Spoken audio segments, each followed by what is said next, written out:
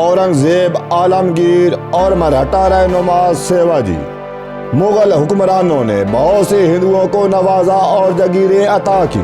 खासकर अकबर बादशाह ने तो हिंदुओं को खुश करने के लिए बहुत कुछ किया। लेकिन ये भी एक हकीकत है कि मुसलमानों के 1000 साल से ज़ायद दौरे हुकूमत में वक्तन फवक्तन हिंदू बगावत करते रहे।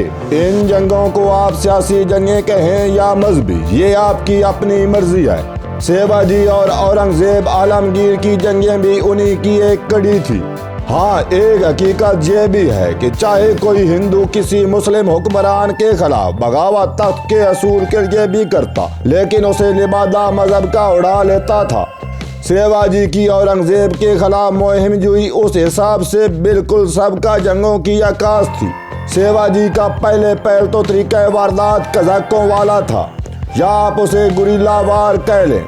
हाँ, एक बात काबिल गौर है कि जो लोग मुसलमानों को लुटेरे और जालिम कहते हैं, उनके अपने हीरो शिवाजी क्या थे? शिवाजी किसी गांव या काफिले पर हमला करके क्या उन्हें लोरियां सुनाते थे? बिल्कुल भी नहीं। वो लूट मार करके अपनी राह लेते थे। इसलिए मैंने शिवाजी का तरीका वारदात कज़ाकों वाला कहा है। बाद में शिवाजी को बहुत से हिंदू रहनुमाओं, जागीरदारों और राजों की पुष्टपनाही हासिल हो गई। शिवाजी का बाप आदिल शाही हुकूमत का एक मुलाजिम था, जिसे आदिल शाह ने कुछ जागीर अता कर रखी थी। जब आदिल शाह बीमार हुआ, शिवाजी उस वक्त तक जवान हो चुका था। आदिल शाह की बीमारी के दौरान शिवाजी ने आसपास के इलाकों में गैरतगरी मचा दी और बहुत से गांव लूट मार के बाद अपने तसर्रुफ में कर लिए। आदिल शाह की मौत के बाद एक मजहूल नस्ल लड़का उसके तख्त पर बैठा, जो अली आदिल शाह के नाम से मशहूर हुआ। इस दौरान शिवाजी ने अपने आप को बहुत ज्यादा ताकतवर कर लिया और बहुत से किले तामीर कर लिए। 1666 ईस्वी में शिवाजी ने सूरत की बंदरगाह पर हमला करके उधम मचा दी। सूरत के इलाके को लूटने के बाद बहरी जहाज़ों को आग लगा दी। सूरत की बंदरगाह से हुजाज हज उम्रा को जाते थे, शिवाजी ने उनको भी लूट लिया। हालांकि बंदरगाह के साथ जिस गांव को लूटा गया था, वहां अक्सरियत हिंदुओं की थी। यहाँ मेरा एक सवाल फिर बनता है, क्या हिंदुओं के हीरो शिवाजी ने सूरत के हिंदुओं को लूटने से गुरेज किया था? नहीं, बिल्कुल भी नहीं। जब इसकी खबर औरंगजेब आलमगीर को हुई तो औरंगजेब का गुस्सा इंतहा को छूने लगा। उसने जय सिंह को शिवाजी की सरगोबी के लिए रवाना किया। जय सिंह ने शिवाजी के बहुत से इलाके और किलों पर कब्जा कर लिया। आखिर में जब दलेर खान पुरिंदर किले का मुहासरा किए हुए था, जिसमें शिवाजी के अहलो अयाल भी थे, तो शिवाजी जय सिंह के पास हाजिर होकर माफी का तलबगार हुआ और अपने बेटे संभाजी को औरंगजेब की मुलाजमत में रवाना किया, जहां उसे जय सिंह की सिफारिश पर मनसब पंजाजारी और जागीर दी गई। जय सिंह शिवाजी से बहुत अच्छे तरीके से पेश आया और औरंगजेब का फरमान मिलने के बाद शिवाजी को औरंगजेब के पास रवाना किया। जय सिंह रवानगी से पहले ही औरंगजेब को शिवाजी की माफी और अच्छे सलूक के लिए सिफारिशी खत लिख चुका था। औरंगजेब ने जय सिंह की सिफारिश कबूल कर ली थी। औरंगजेब ने शिवाजी के इस्तकबाल के लिए जय सिंह के बेटे राम सिंह और मुखलिस खान को भेजा। शिवाजी को मनसब पंजाजारी अता किया गया, जो शिवाजी को पसंद न आया और नाराज हो बैठा। हालांकि उस वक्त तक जय सिंह का मनसब भी पंजाजारी ही था, जो बाद में हफ्ताजारी कर दिया गया।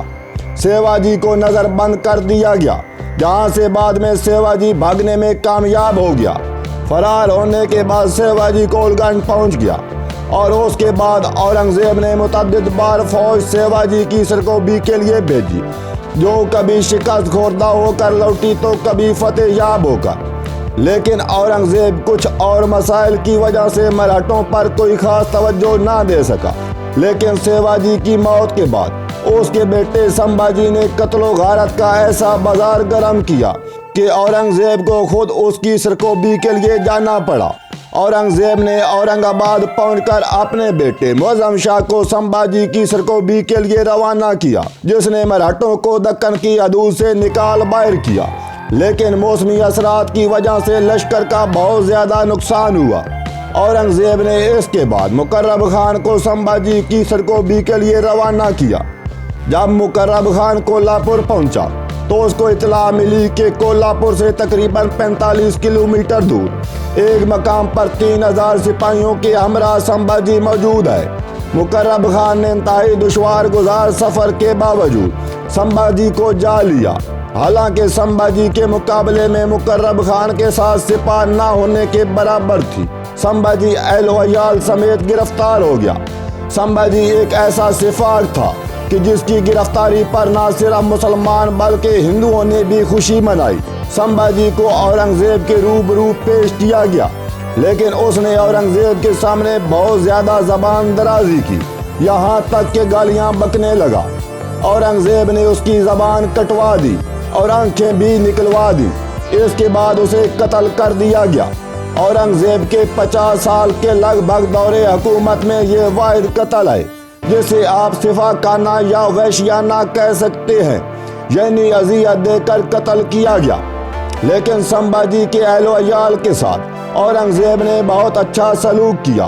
اورنگزیب کی موت کے بعد جب سمبھاجی کے بیٹے ساؤ نے خود مختاری کا اعلان کر دیا تو اس کے باوجود اس کے دل میں اورنگزیب کے بارے میں عزت و احترام تھا۔ اسی وجہ سے سمبھاجی کے بیٹے ساؤ نے خود مختاری کے بعد سب سے پہلے اورنگزیب کی قبر پر حاضری دی۔ اس کے ساتھ ہی اجازت دیجیے، والسلام۔